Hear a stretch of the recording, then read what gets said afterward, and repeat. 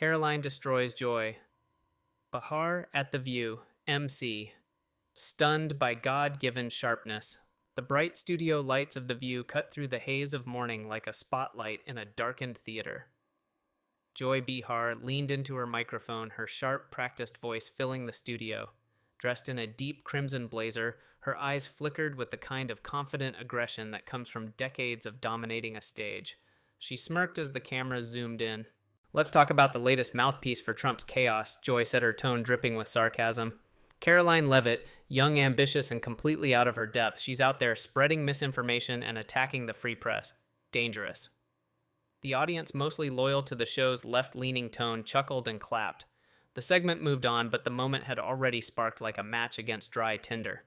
Thousands of miles away in Washington, Karoline Leavitt sat in her West Wing office, the early morning light casting long shadows across her polished desk. Her phone buzzed, a dozen notifications from aides and supporters. She swiped through them, eyes narrowing, as she landed on a clip of Joy's segment. She hit play, listening to Joy's words cut through the air. She took a slow breath, her jaw tightening. "You want to start a fire, Joy," she muttered. "Then watch it spread." Without a second thought, Karoline tapped a message into her phone. "Book me on The View, today." The response from her communications director came quickly. "Are you sure?" unannounced. Karoline's reply was instant. "Absolutely." The black SUV glided through the bustling streets of Manhattan, its tinted windows reflecting the chaos of the city. Karoline sat in the back, scrolling through her prepared notes. She had no intention of walking into an ambush without ammunition. She knew the risks. A hostile crowd, a sharp-tongued panel, the potential for a viral misstep. But she also knew something else. Fear was a language she refused to speak. Back at the studio, the producers scrambled when her team confirmed the visit. "She's coming here," one of them muttered, eyes wide. The control room buzzed with sudden urgency, camera angles adjusted, microphones checked. Joy paced behind the set, her usual self-assurance tinged with an edge of irritation. She had not expected this. Karoline stepped out of the SUV, her heels clicking sharply against the pavement. Paparazzi snapped photos as she strode toward the studio entrance, her tailored navy suit and silver cross glinting under the bright morning sun. She didn't slow down, didn't glance back. She was here for a confrontation, not a cameo. The studio's backstage felt like a pressure cooker, tension thickening as Karoline's arrival spread through the crew. She moved quickly through the maze of corridors, past gaping interns and anxious producers, and reached the side door to the main stage. She paused for just a heartbeat, fingers resting on the cool metal handle. The red light above the door blinked. Live. She pushed the door open and stepped onto the stage. The studio fell silent. The audience's murmurs cut off like a radio snapped off mid-sentence. Joy, mid-monologue, froze, her mouth hanging open. The camera cut to her eyes wide, caught without her script. Karoline walked straight toward the host table, shoulders back, eyes locked on Joy. She didn't break stride. She didn't blink. "Miss Behar," she said, her voice cutting through the studio like a blade through fog. "If you're going to accuse someone of spreading lies, at least have the courage to say it to their face." A hush fell over the room, the kind of silence that only happens when the script goes out the window. Cameras zoomed in, audience members leaned forward, producers whispered frantically into headsets. Joy's eyes narrowed, her polished facade cracking just a bit. She forced a tight smile, trying to regain control. "Karoline, this is my show," she snapped. "You don't just walk in here uninvited." Karoline didn't flinch. She placed her hands on the edge of the host table, leaning in just enough to close the distance. "Maybe if you didn't make a habit of attacking people who aren't present to defend themselves, I wouldn't have to." The audience gasped, a ripple of shock and anticipation spreading through the room. Joy's fingers tightened around her mug, the faint clink of ceramic against her manicured nails audible in the charged silence. "You want to talk about threats to democracy?" Karoline continued, her voice steady, each word deliberate. "Let's start with the truth. You don't get to define me. You don't get to put words in my mouth just because you have a microphone." Joy opened her mouth to respond, but the camera cut to Karoline, her face framed by the harsh studio lights, eyes locked on her opponent. She wasn't backing down, and everyone watching could feel it. The battle had begun. The lights blazed overhead, cutting through the cool air of the studio as Karoline Leavitt, stepped out of her black SUV and into the waiting chaos. Camera lenses clicked in rapid succession, reporters shouted questions, and the hum of electrical equipment created a constant background buzz. The sleek glass doors of the studio reflected her sharp navy blazer, the silver cross on her lapel catching the light as she strode forward with purpose. Inside, the atmosphere was electric. Producers whispered into headsets, stage managers gestured frantically, and the makeup team did last-minute touch-ups on the hosts as they prepared for the live broadcast. Joy Behar was already seated at the round table, her lips pursed, eyes narrowed, and fingers drumming against the table's polished surface. She had heard the rumors. Karoline was coming back uninvited, unapologetic, and ready for a fight. Karoline's heels echoed against the polished floor as she made her way through the labyrinth of corridors, past rushing interns and wide-eyed staffers. She felt the heat of the studio lights before she even reached the stage, the air heavy with anticipation. Backstage, a junior producer tried to intercept her. "Miss Levitt, you can't just... I'm not here for permission." Karoline cut in, her voice sharp, her eyes unflinching. She brushed past him, pushing open the door that led to the set. The chatter died down. The cameras were rolling. She didn't pause, didn't flinch. Her gaze locked on the host table. Joy's head snapped up. The other hosts exchanged quick, wide-eyed glances. The audience murmured, some leaning forward in their seats, others pulling out their phones to capture the unexpected confrontation. Karoline reached the edge of the stage, the bright lights casting long shadows behind her, and stepped into the spotlight. Miss Behar, Karoline said, her voice clear, cutting through the studio like a knife through silk. "You said I was dangerous. You said I was dishonest. You said I was a threat to democracy." She took another step forward, the click of her heel sharp against the polished floor. "Well, here I am. Say it to my face." Joy's eyes narrowed, her jaw tightened, but she didn't back down. She leaned forward, elbows on the table, fingers intertwined. "You walk into my house," she shot back, her voice dripping with disdain, "and expect me to apologize." Karoline's smile was thin, her eyes cold. "I don't expect anything from you, Joy, except the truth." The room fell into a tense silence. Even the cameras seemed to hesitate, their red lights blinking in anticipation. One of the co-hosts shifted uncomfortably in her seat, glancing nervously between Joy and Karoline. Joy leaned back, her eyes flicking to the control booth where producers were frantically signaling for a commercial break. She ignored them, her focus locked on the young woman standing defiantly before her. "Truth," Joy scoffed, leaning back in her chair, crossing her arms. "The truth is, you're a puppet, Karoline, a mouthpiece for a man who's turned this country upside down." Karoline's gaze didn't waver. "And you're a relic clinging to a script, terrified that someone younger, someone hungrier, might just take your place." A sharp intake of breath rippled through the audience.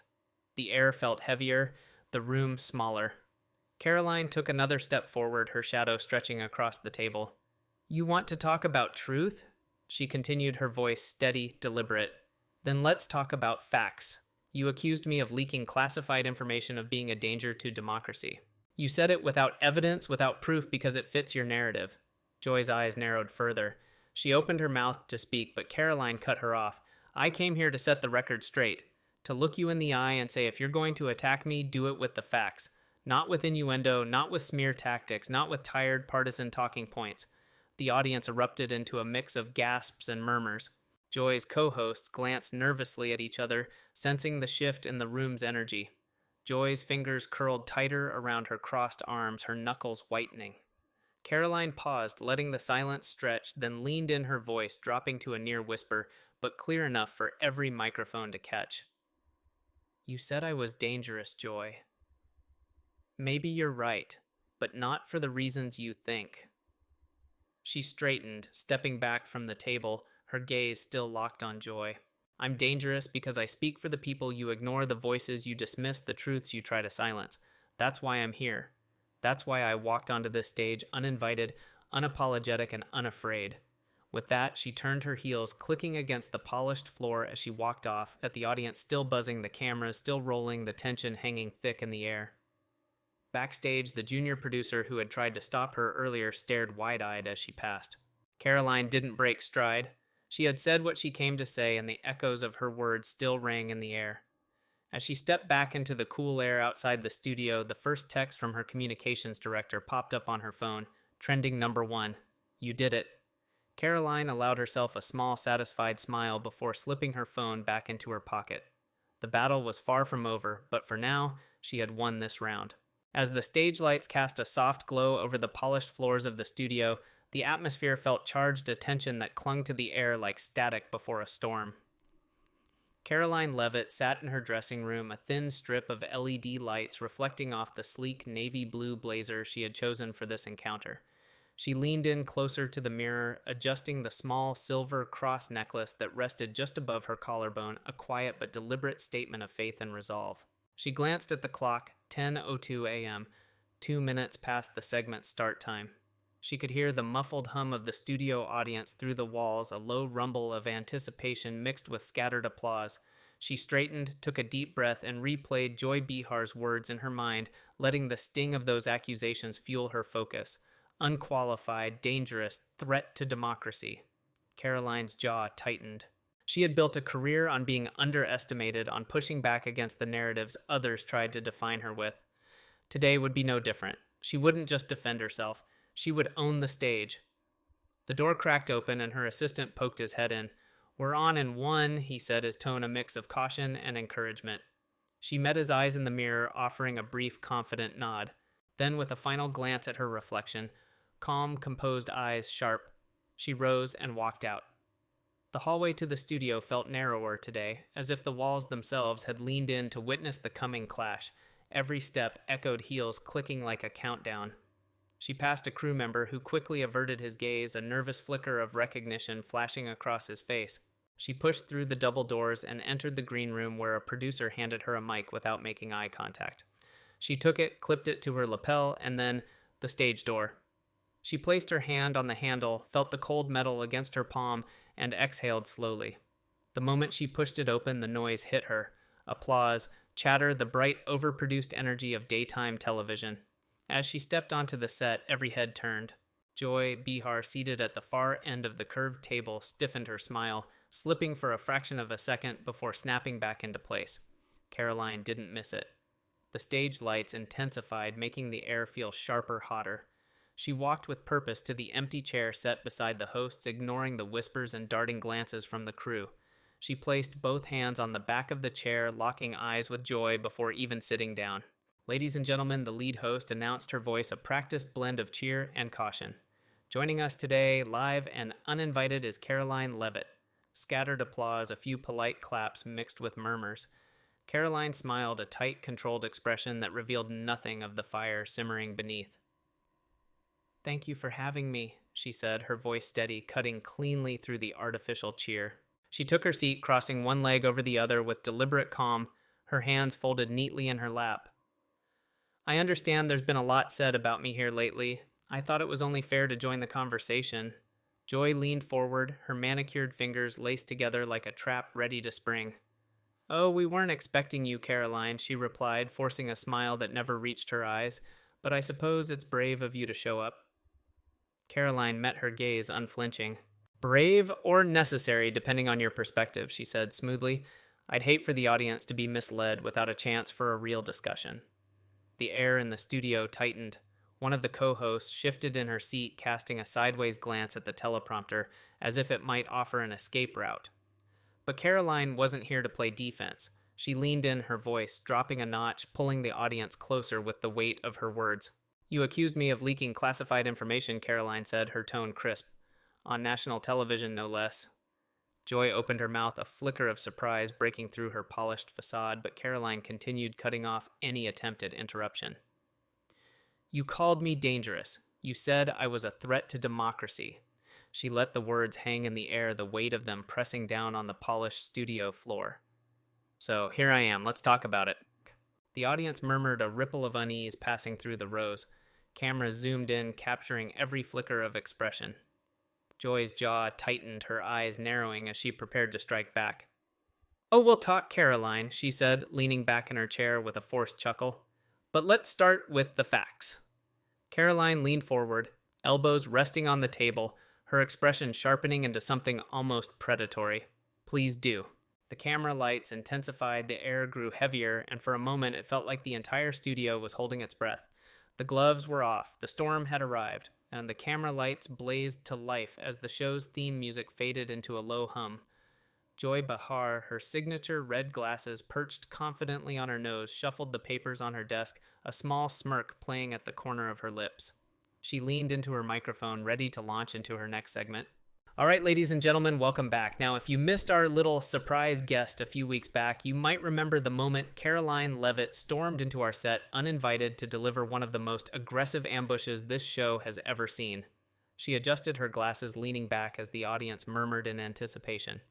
But today we're going to talk about the fallout, the aftermath of that little drama. The studio screens cut to clips of Karoline's unplanned appearance, her stride, firm eyes, sharp voice cutting through the air like a blade. The audience murmured as the highlights played, whispers rippling through the crowd like an approaching storm. Joy watched the screens, her jaw tightening slightly as the scenes replayed. She walked in like a wrecking ball. Joy continued her tone, half mocking, half amused, and walked out as if she'd delivered the Gettysburg Address. But here's the question: what happens when the spotlight fades? When the applause dies down, is she still the fearless truth-teller she claims to be, or just another talking head looking for a soundbite? As the camera cut back to the main table, Joy leaned forward, her fingers steepled in front of her. She knew what she was doing, stoking the embers, reigniting the fire. She wanted a reaction. She needed one. This was her arena, and she wasn't about to let an upstart walk in and claim the crown without a fight. Meanwhile, across the city, Karoline sat in her modest West Wing office, the sunlight streaming through the half-open blinds, casting sharp lines across the polished wood of her desk. She watched the broadcast on her laptop earbuds, and eyes narrowed.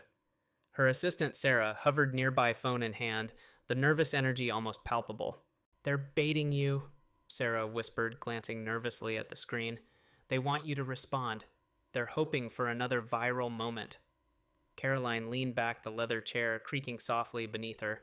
She removed the earbuds and let out a slow breath, her jaw tightening. "That's the thing about them, Sarah. They don't realize that every time they poke, they just sharpen the blade." Sarah hesitated, her thumb hovering over her phone's screen. "Should we release a statement?" "Push back." Karoline's eyes flicked to the framed photo on her desk. Her family, her first campaign victory, the American flag fluttering in the background. "No," she said firmly. "Not yet. We don't play by their rules." Outside her office, the usual buzz of West Wing staffers moved like a low, constant hum, the heartbeat of a living, breathing administration. Karoline stood crossed to the window and looked out over the manicured lawns of the White House grounds. She took a deep breath, feeling the weight of the moment. She was more than just a spokesperson. She was a voice, a fighter.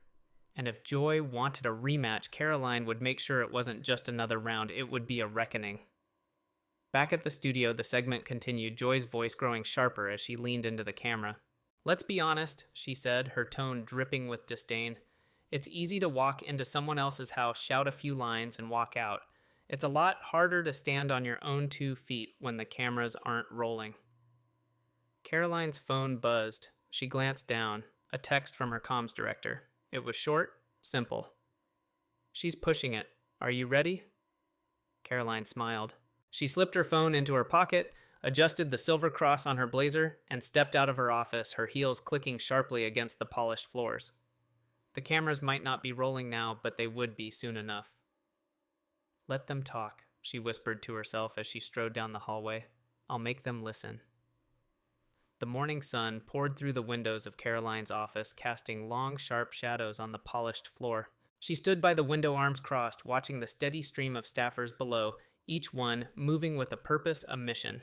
Her phone vibrated on her desk, the screen lighting up with a message from Sarah. "They just aired the clip, and it's getting traction." Karoline picked up her phone, swiping open the message thread. She thumbed through the rapidly flowing stream of messages, support from colleagues, a note from her old campaign manager, and even a text from her mother. "Proud of you, honey. Keep fighting."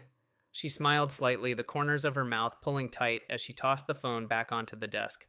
It landed next to a stack of briefing notes still neatly organized, untouched since the previous night. Her eyes drifted to the framed picture beside it. Her first campaign win, hands raised in victory, the crowd a blur of red, white, and blue. A knock at the door broke her reverie. Sarah stepped in, a tablet clutched to her chest, her face tense but determined. "They're doubling down." she said, closing the door behind her. Joy's leaning into the narrative that you're a loose cannon, unprofessional, impulsive. She just ran a segment calling you a political puppet. It's getting traction. Karoline's jaw tightened, her eyes narrowing slightly as she absorbed the words. She straightened, brushing an imaginary crease from her blazer. Let them talk, she said quietly. I'm not here to win their approval. I'm here to change the game. Sarah stepped closer, lowering her voice. The press team is nervous. They think you should go on air, set the record straight. Karoline turned back to the window, the Washington Monument stark against the blue sky. She took a deep breath, steadying herself. I'll address it, she said, her voice firm, but on my terms. Sarah hesitated, her brow furrowing. You're going to walk back onto that set? Karoline's lips curled into a tight, determined smile. No, I'm going to invite them into my world. They want a show, I'll give them one. With that, she reached for her phone, her fingers moving swiftly as she typed a short message to her communications team. Set it up. I want a live interview, no filters. No scripts. Sarah's eyes widened slightly, but she said nothing, simply nodding before slipping back out into the hallway. As the door clicked shut, Karoline moved back to her desk, her fingers brushing the edge of the framed photo. She didn't just want to respond, she wanted to redefine the battlefield. They want to fight, she whispered, her voice steady, resolute. Let's make it a war. In the control rooms of The View, producers watched the numbers climb, viewership up, engagement spiking. But they felt it, the unease, the creeping realization that they might have picked a fight with the wrong woman. And somewhere in the depths of the White House, Karoline Leavitt was preparing to prove them right. The morning after Karoline's message to her comms team, the White House press office buzzed with an electricity rarely felt this side of Pennsylvania Avenue. Staffers moved with a sense of urgency, phones clutched tightly, keyboards clacking as rapid-fire emails shot across screens. Karoline's challenge had been issued, and the media machine was already spinning. Karoline stood in her office, her gaze fixed on the window as the first rays of morning sun cut through the blinds, casting long, sharp lines across the polished floor. She took a deep breath, feeling the cool leather of her office chair against her palms as she leaned forward. She knew what was coming, the storm, the spin, the backlash, but she had never been one to flinch in the face of a challenge. The door swung open and Sarah stepped in, a tablet clutched against her chest, eyes bright but anxious. It's live, she said, stepping closer. They took the bait. The View just announced they're airing your segment tomorrow. Karoline allowed herself a small, satisfied smile. Good, she said, her tone steady. Let them. Sarah hesitated, glancing down at the tablet's glowing screen. They're framing it as a final showdown, trying to paint you as unstable reactionary. They've already got analysts lined up to pick apart every word you say. Karoline's eyes narrowed slightly, her fingers tapping against the armrest. Let them try, she whispered. They're about to find out what happens when you corner someone who doesn't back down. Later that afternoon, Karoline sat in front of the camera in the White House's media room, the lights bright but steady, the air thick with anticipation. She straightened her blazer, adjusted the silver cross on her collar, and looked directly into the lens as the red recording light blinked to life. Good evening, she began, her voice firm, deliberate. I've heard the noise, the accusations, the labels. They say I'm a puppet, a mouthpiece, a political pawn. But let's get one thing straight. I'm nobody's puppet. I speak my mind, and I back my words with action. She leaned in, her eyes never leaving the camera. To the hosts of The View, to the pundits and commentators who think they know me, you've had your say. Now it's my turn. The feed cut to a pre-recorded segment. Karoline on the campaign trail meeting with voters standing at the podium during White House press briefings, pushing back against hostile questions from the press corps. The images were stark powerful, a reminder of the fire she brought to every room she entered. When the live feed resumed, Karoline's expression was sharp, her voice edged with controlled fury. I didn't come to Washington to be quiet, to play nice, to wait my turn. I came here to fight, for the people who put me here, for the families who believe in this country, for the truth. She paused, letting the silence fill the room, the only sound the quiet hum of the studio lights. They want to call me reckless fine, I'll own that, because sometimes the only way to break through the noise is to hit back twice as hard. Back at the View studios, producers watched the live feed with a mix of awe and anxiety. Joy sat in her dressing room, eyes narrowed as she watched Karoline's broadcast on a small monitor. She felt the heat rising, the uncomfortable prickling of someone who had thrown a punch only to realize their opponent had just countered, and harder. As Karoline's segment wrapped, she leaned back in her chair, exhaling slowly as the lights dimmed. Sarah slipped back into the room, her tablet still glowing. "The response is already coming in," she whispered, her voice tight with barely contained excitement. "The clips are trending. You just flipped the script." Karoline glanced at the screen, her own face staring back at her eyes, fierce jaw set. She stood slowly, feeling the tension leave her shoulders as she straightened her blazer one last time. She had done what she set out to do. She had set the terms, taken control of the narrative, and put the View on notice. As she stepped out of the studio, the whispers of her staffers followed her down the hall. Low, excited, tinged with a hint of awe. Karoline Leavitt hadn't just responded. She had fired the first shot in a war she had no intention of losing.